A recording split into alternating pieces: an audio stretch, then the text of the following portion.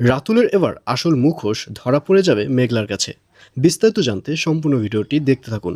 আসসালামু আলাইকুম প্রিয় দর্শক, সবার কি অবস্থা? হাজির হয়ে গেলাম কারুহিম ইউটিউব চ্যানেল নিবেদিত গরিব ঘরের রাজপুত নাটকের 23তম পর্ব কবে প্রচারিত হবে এবং এই পর্বে কী সব ঘটতে চলছে তার অগ্রিম খবর নিয়ে।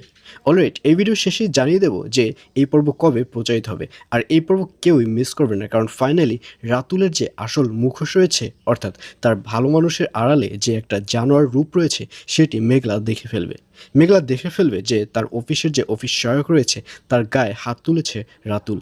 আর এই ব্যাপারটি দেখে মেঘলা এবং মেঘলার যে ম্যানেজার রয়েছে তারা দুজনই অনেক বেশি রেগে যাবে এবং এক পর্যায়ে রাতুলকে অফিস থেকে বের করে দেওয়ার সিদ্ধান্ত নেবে।